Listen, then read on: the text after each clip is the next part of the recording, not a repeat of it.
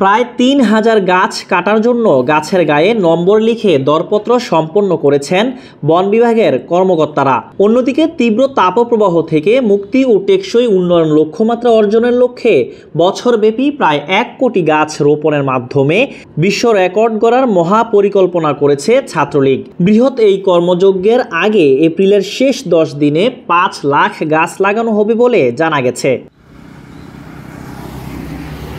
কুষ্টিয়ার কুমারখালীতে সম্প্রতি বাঁধবাজার থেকে মাদুলিয়া পর্যন্ত আরও ৩ কিলোমিটার সড়কের গাছ কাটার দরপত্র সম্পন্ন করেছেন বন বিভাগের কর্মকর্তারা। তবে পরিবেশের ভারসাম্য রক্ষা ও সড়কের সৌন্দর্যের জন্য গাছগুলো না কেটে রক্ষার দাবি জানিয়েছেন স্থানীয় জনগণ, জনপ্রতিনিধি ও পথচারীরা।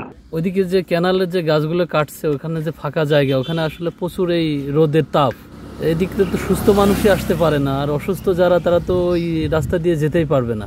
এই জন্য এই গাছগুলো যে কাটছে, আসলে এটা কাটাটা উচিত হচ্ছে না।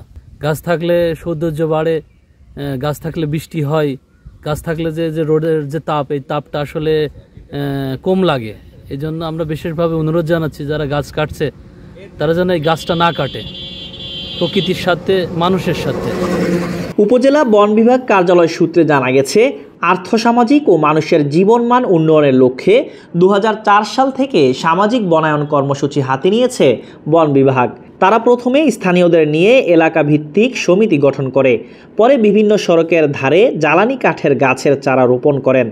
গাছ দেখাশোনা করে সমিতির সদস্যরা। গাছের বয়স যখন ১০ বছর পূর্ণ হয় তখন গাছ কাটা ও বিক্রির জন্য দরপত্র আহ্বান করে বন বিভাগ। গাছ বিক্রির ৫৫ টাকা পায় সমিতির সদস্যরা, সংশ্লিষ্ট ইউনিয়ন পরিষদ পায় ৫ আর বন বিভাগ ও সড়ক সংশ্লিষ্ট বিভাগ পায় ২০ করে টাকা। এই রোডটা এমনিতে পেঁয়াজের রোড, এটা এমনিতে গরম থাকে। এই গাছ না থাকলে তো এটা আরও গরম হবে। গাছ থাকলে এবারে একটা লোক পথ চলতি লোক দাঁড়িয়ে একটু বিশ্রাম নিয়ে যেতে পারবে। এগুলো তো কাটছে, অন্যায় করছে এরা। গাছ না থাকলে এই রোডগুলোতে আরও বেশি গরম হবে আর লোকজন দাঁড়াতে পারবে না কোথাও। গাছে তো বৃষ্টি হয়, কিন্তু গাছ নাই, বিদায় বৃষ্টি নেই। এই গাছগুলো কাটা হবে না, এই গাছগুলো এইভাবে থাকবে, গাছগুলো বড় হবে। এই চেকুন গাছ কাটছে এরা। সরকার যদি এটা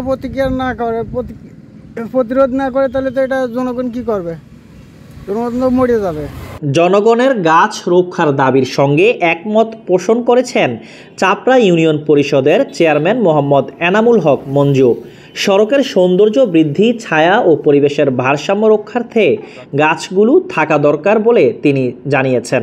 ৩,৫০০ কি পুরা ক্যানালে মনে হয় লক্ষাধিক গাছ কেটে ফেলাছে।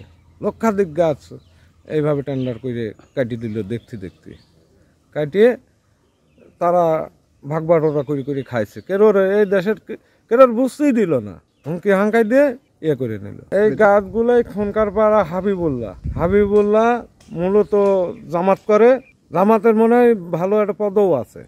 এই যোগসাধক করে ইয়ের সাথে বন বিভাগের সাথে যোগসাধক করে এই গাছগুলো এইভাবে কাটিয়ে ২ দিনই ধ্বংস করে দিল। এখন সমস্যা দেখেন, আপনারাই এসে দেখেন এই রোডে একজন দাঁড়াতে পারতেছ না। একটা অ্যাক্সিডেন্টে একটা গাড়ি গাছে মাছে ঠেকা মাইটে দেয়, সেগুলা গাড়ির কেনালে নেমে যাচ্ছে। বহুত মানুষের এই খরা, এই ইয়েতে মানুষ হাহাকার, দাঁড়াতে পারতেন না কোথাও এই গাছের জন্য।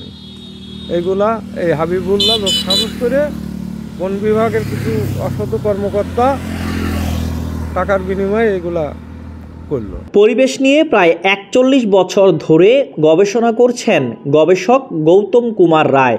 তিনি জানান, ভৌগোলিক অবস্থান অনুযায়ী দেশে ২৫ বনভূমি বা গাছপালা থাকা দরকার।